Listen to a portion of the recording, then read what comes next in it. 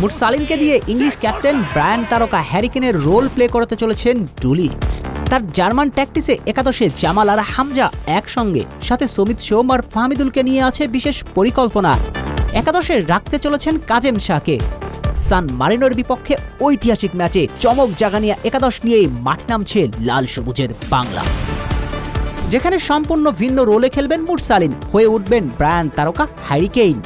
ডুলির প্রথম অ্যাসাইনমেন্টে জয়ের লক্ষ্যে বাংলাদেশের সেই চমক জাগানিয়া একাদশ কেমন হতে চলেছে চলুন জানা যাক।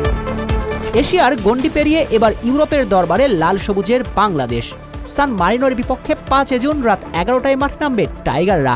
আর এই ম্যাচে জয়ের বিকল্প অন্য কিছু ভাবছে না হামজারা।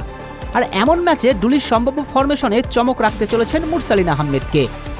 যেহেতু বাংলাদেশের এই ম্যাচে প্রথাগত কোনো সেন্টার ফরওয়ার্ড নেই, তাই টার্গেট ম্যান হিসেবে বক্সে থাকবেন মুরসালিন। তবে আবাহনীর এই মিডফিল্ডার মূলত খেলবেন ফলস 9 হিসেবে। ব্রায়ান মিউনিখের বিগ ম্যাচগুলোতে সেন্টার ফরওয়ার্ড থেকে মাঝে মাঝে ফলস 9-এর রোল প্লে করেন হ্যারি কেইন। তাই তো এই ম্যাচে বক্সে থেকে মুরসালিন শুরু করলেও তাকে ফলস 9 হিসেবে ব্যবহার করতে চলেছেন ডুলি। আর মুরসালিনই গড়ে দিতে পারেন ম্যাচের ভাগ্য। যদিও ডুলির ট্যাকটিসে একাদশে থাকতে চলেছেন আরও 3 অ্যাটাকিং মিডফিল্ডার, যেখানে লেফট সাইডে ফাহমিদুল ইসলাম পেতে চলেছেন জায়গা, তার সঙ্গে রাইট সাইডে সমিত সোম। সমিত রাইট উইং কাভার করে মাঝে মাঝে ভিতরে ঢুকবেন। মুরসালিন যখনই মার্কিং জোনে যাবেন তখনই সমিত বক্সে ঢুকবেন এবং মুরসালিন ওয়াইড এরিয়া কাভার করবেন। আর এদের ঠিক মাঝখানে নাম্বার 10-এ কাজেম শাহকে রাখতে চলেছেন ডুলি।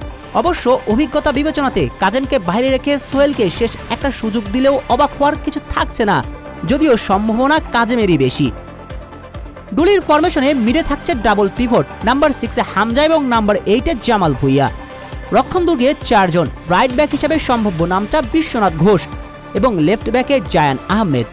2 সেন্টার ব্যাক হিসেবে তপু বর্মন এবং তারেক কাজী। গোলবারে অভিজ্ঞতায় পেতে চলেছে প্রাধান্য, দলে ফিরত জিকোই হতে চলেছেন ডুলির ভরসা।